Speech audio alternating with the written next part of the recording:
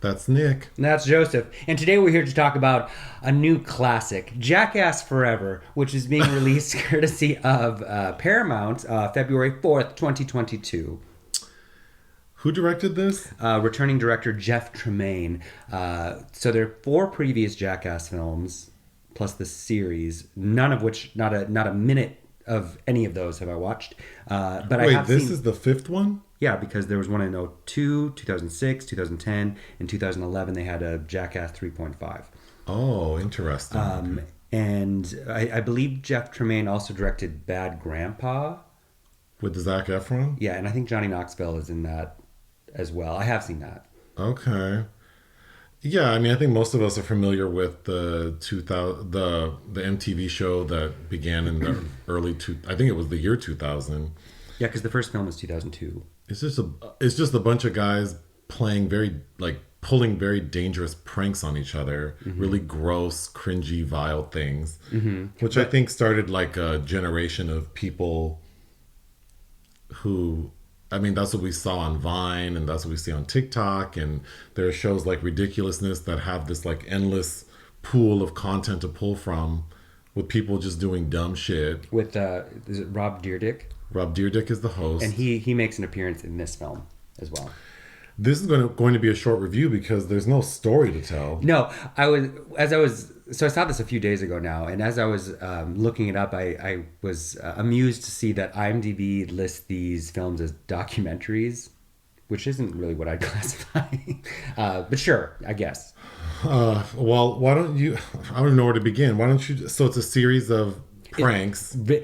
Pranks style as vignettes, some that are more complex than others. It opens with Steve Pontius's penis basically painted to look like Godzilla, and there's kind of a people running from this giant penis and its big bloated scrotum sequence, and that's kind of the most novel sequence in this film, and then it's just very scatterbrained, scattershot, going from sequence to sequence and watching these people abuse themselves and their bodies significantly. Well, of note, it's like some lady gets her mouth stung with scorpions. Oh, so there's I haven't seen the previous ones.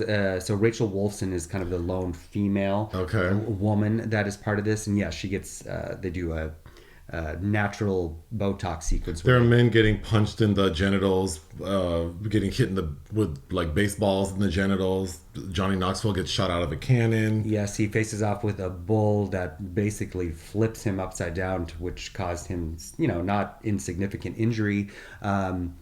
Steve-O, of course, all the usual crew is there. Steve-O has a queen bee attached to his penis, and then the swarm of bees basically stings his scrotum. I don't think it even makes sense to go through all the pranks. I think what is more interesting is to hear you talk about 2 things. One, this sort of like homoerotic, and I don't know if I call it homoerotic, but just like, why are all these, they're constantly like playing with each other's genitals, wanting to touch them. There's that component. Yeah, to me watching this, it reminded me of high school and how I would interact with my 99.9% straight peers, and the fact that this was the only way that men can be straight cis men can be intimate with one another. So it's like because they can't have pleasure, instead they have pain, and it's kind of their way to show off, because I don't really understand why, besides the paycheck, would they want to put themselves through this. Like the one Ehren McKeegy, just, if he wants to use his penis again, I'm not sure that he's going about it the right way, but it just seems to be showing off in a way that also seems kind of submissive and maybe a little bit pathetic. And I don't mean to judge what they're doing, other than that this is not for me, but it just seems like it under the ruse of like touching each other in a way, it has to be accompanied by significant violence. But you do bring up a good point with the paycheck, because I think, living in LA and seeing so many people just desperate to be famous and make a little money, if you told a person, like, do this thing that could potentially cause great harm, and you'd be featured in a film or a television show, which could then snowball into fame and fortune. I feel like many people out here would do that. Sure. Right? That's what all these reality shows are, where people do disgusting things, put themselves in very uncomfortable situations. So I think Jackass is sort of a pioneer in that regard, of just people being willing to do anything for attention. And I think no one ever examined like the underlying sort of cause or motivation behind this particular group of men, because it does seem like it's like a way for them to be intimate. That, again, I'm not judging either if that's how people get down. It's definitely not for me. Same, and they're just, you know, there are weird. There's a new crew member, I guess, named Jasper, whose father is an ex-felon, and he brings him in for one kind of prank, and says, well, we're going to take away your hood card because you're afraid of spiders. And this, just the toxic masculinity, it has kind of smoothed over a bit, especially since how I felt watching MTV in the early 2000s, but it still is very much apparent. And most of these men are not in fighting shape, if you will, and outside of Johnny Knoxville and arguably Steve-O, these men are going to look decrepit pretty soon. And then you have some cameos from celebrities like Tyler the Creator, Machine Gun Kelly. But it just all seems like a waste of time. And in the press screening I was at, there were a lot of like manly chuckles I heard going on, but what's a myth?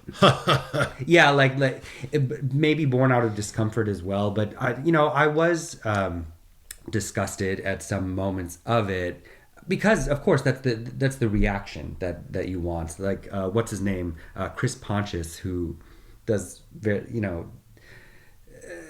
I'd be interested in hearing him interviewed, I guess, and about what he's all about. But he drinks pig cum, semen in a big glass, and then those same fluids are used in another sequence, and somebody's doused with it. But I don't know. You know who you are if you like this kind of stuff, and again, no shame in that. But I don't know that I would call this a film or understand really kind of the point of it now, because the studio had to give this film a budget, which had to have a certain amount, I'm sure, allotted to medical safety insurance, and it just seems so wasteful. In a country where many people don't have access to healthcare, and also during a pandemic where it's like, well, so there will be injuries, and were injuries that happen, and it's like, it just seems so like Babylonically excessive. I don't know. What would you give this film? I don't think it even is worthy of a rating, okay. Because I don't know that this is a film. And Johnny Knoxville had an introduction like, thanks for everybody getting off their couch and coming out to the theater, and supporting your local theater. I don't know. In an era where, what are those things you watch all the time, like the military fails? Fail army. Like, it's just so easy to get this kind of content, and I feel so much less judgmental towards these snippets of people that I witness in those, because they have the benefit of the doubt of, this was accidental, or maybe you're not really stupid. But these people are like putting themselves in harm's way for like for nothing. I don't know. Well, I could be done with this video. Sure. All right, bye. Bye.